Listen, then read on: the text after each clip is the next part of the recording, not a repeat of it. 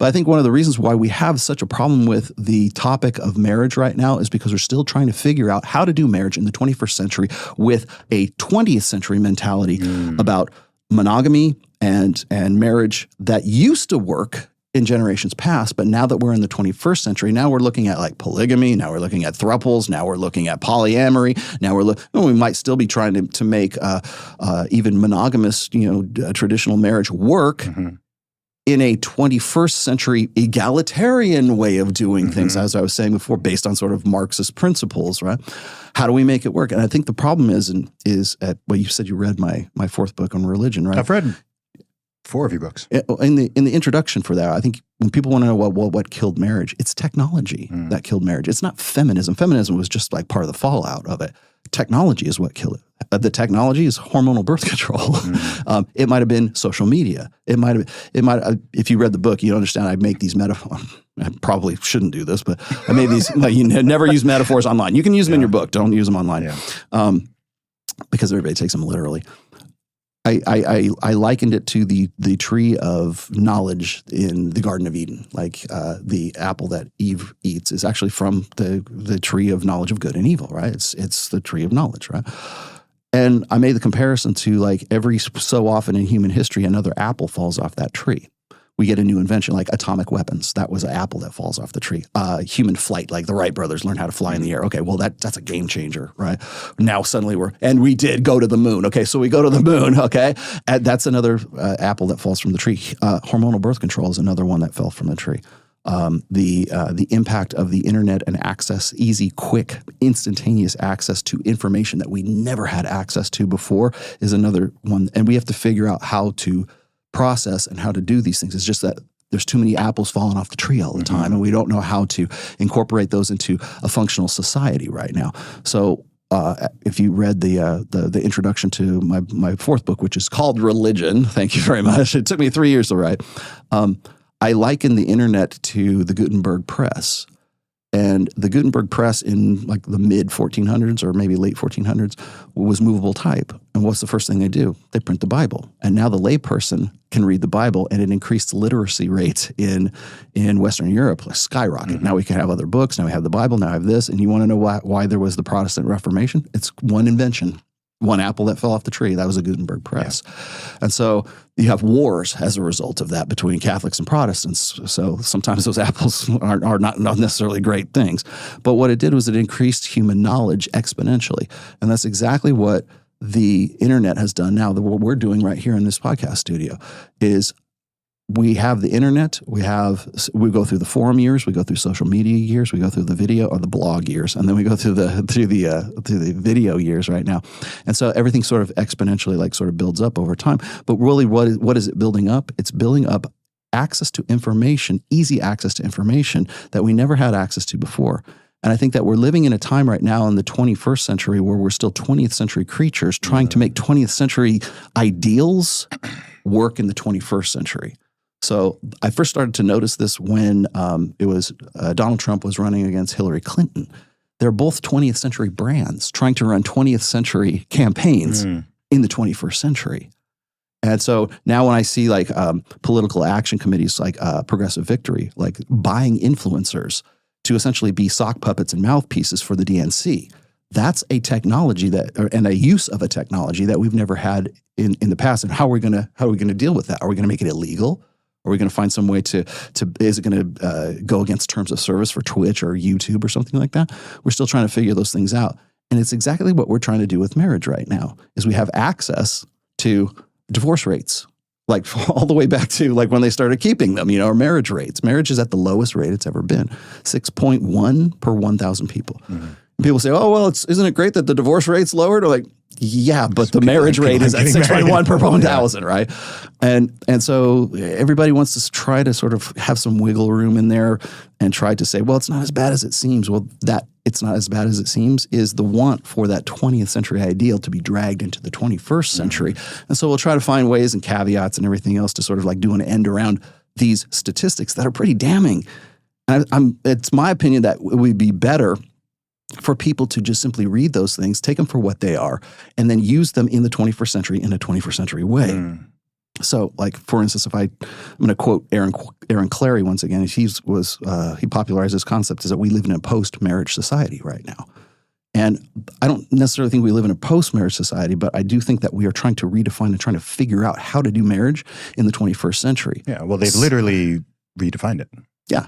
Well, yeah, exactly. On the most basic level. Like, again, people get uncomfortable and squirrely around this. And regardless of someone's political or social position on this, by going from marriage being an institution between a man and a woman to suddenly saying, oh, no, actually. It could be anybody. Yeah. A man can marry a man, a woman can marry a woman. You have fundamentally changed thousands of years of how this thing has operated. Do you remember the conversation that was happening? Like, how does that affect you? That these people, love is love, always. Right? Love is love is an article of faith, by the way, that of a secular religion.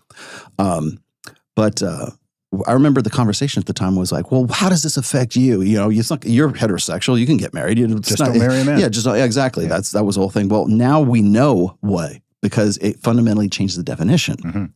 So, for instance, you're going to laugh at this example. Aaron Clary and myself could get married if we wanted to, right? Because we're both men, and we're allowed to. Remember, it's not homosexual marriage; it's same-sex marriage. Yes. So the stipulations of my new marriage with Aaron Clary is that we're both heterosexual, and we can go and party with all the chicks we want, bring them home, and have random sex whenever we want. Well, that's the stipulation of our marriage. The thing that would block it, though, is something that is more rooted in tradition, which is bigamy. Oh, yeah. Right? You might have a problem with that. So it would be like, nope, bigamy. Okay, so we're not going to get married in Utah, but we will get married in Nevada. How's that? Okay. But the thing is I think people, it's a funny illustration to point out that it's not homosexual marriage. It's same-sex marriage. So really what it is the marriage as a concept is really up to the two individuals who are in it. So when I'm doing Access Vegas, and I have these girls on who are in open relationships or semi-open relationships.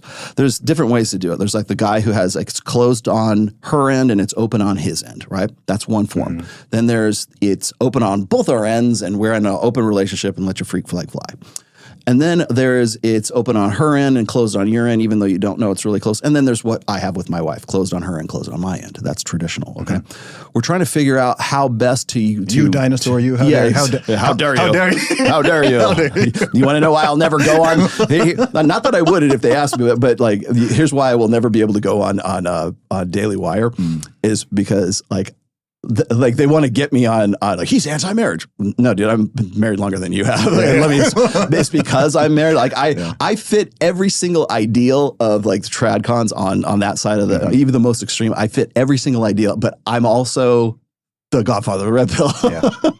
So, but I think really what it comes down to is we're trying to figure out how to do a 20th century marriage ideal in the 21st century. And why are we doing that? Because we have access to so much information and access to so much like social media, for example. You got all these women who are on OnlyFans, or you got these women who are on Instagram, and they're still advertising their sexuality and they're technically advertising their sexual availability. Whether that's true or not, they're not showing pictures of their boyfriends. They're only showing pictures of them, right? In a bikini somewhere on some beach, right? And that's really still advertising. So, like for instance, what's crazier is out in the wild when you see the boyfriend taking all the photos. When you're at the beach. He's the one. Yeah, he's the Instagram boyfriend. Yeah, he's the one actually like enabling all of this. But the reason why I say this is because like that's the women advertising their sexuality. If women were doing that like overtly and they were saying, "Oh no, I'm with you," or "We're closed on my end, closed on yours," well, you're advertising your sexuality. We would call that cheating, right? If I went and started picking up on the waitress at the bar and grill or something, and I actively went out and tried to do that, you would say that was cheating. Okay. Well, for men have to go out and actually be the pitchman. They have to be the salesman. I got to sell you on my quality and sell you on who I am because that's how I'm going to convince you to sleep with me, right? Women are the advertisers. All they have to do is show their pictures on OnlyFans or Instagram, or well, let's just say you're not even doing it professionally. It's just on Instagram, right? Why am I not on your Instagram? Why is there no picture of me on your Facebook? Why is there no on your social media? Well, because as soon as a woman posts a picture of her boyfriend or her husband on that social media, she loses market capital. That's why. So So that's why we say, when women say, I would never delete my Instagram for any guy. No, the right guy would never ask me to do that. And I go, well, you are still kind of advertising your availability, even though you claim to be you're exclusive with this guy, right? So are you or are you not? And that's one of the things we're trying to figure out in the 21st century, because women don't want to give that up. They don't want to give up the attention. They don't want to give up the positive strokes that they get from putting sexy pictures online. So how does that fit into 21st century marriage? Also, what about a woman who wants to bring other women into the bedroom for her husband? They're still married. Adam 22, for example. Oh boy. Yeah, I'm sure you're familiar with Lena the Plug and that whole situation. I know this is a family show, so I'll try not to get into that too much. But I will say this, factually correct. Adam 22 and Lena are married. Mm-hmm. I've seen the wedding pictures. I know they are married. Are they married? By traditional sense? Legally, yeah. Legally, they are married. Yeah. They're the ones who are defining that. So as I was saying before, if Aaron Clary and I wanted to get married and we're both heterosexual, right? That's just how we're defining marriage in the 21st century. He can go have sex with any of the girls he wants to, and I can too. That's just the stipulations of our marriage. The thing is in the 21st century, we're still trying to figure out how to do that with social media, with Instagram, with streaming 4K pornography, with you can get into the marriage thing, all the issues that revolve around intersexual dynamic, the red pill, and marriage. You can include pornography. You can include sedations, which I would include as say drugs and weed and all this other stuff. You can include open marriages. You can include women not wanting to give up their Instagram social after they get married, right? Or even showing a picture of the guy that they're with, right? Because they're reluctant to. That's their sort of fail-safe, right? Okay, well that's affecting marriage in the 21st century. We never had to deal with that when I got married in 1996. Yeah. So yeah, it was different back then, but it's also the definition of marriage and the definition of what you were getting yourself into was much more clear than it is today. The fact that I'm having this conversation with you and I'm pointing out all of these, how we're trying to redefine or trying to figure out, I'm not saying redefine, but we're trying to understand how we can make a 21st century or 20th century ideal of marriage work in the 21st century. The fact that I'm saying that makes them hate me. Yes. Because I'm pointing out, I'm holding up a mirror and they don't want to look in that mirror.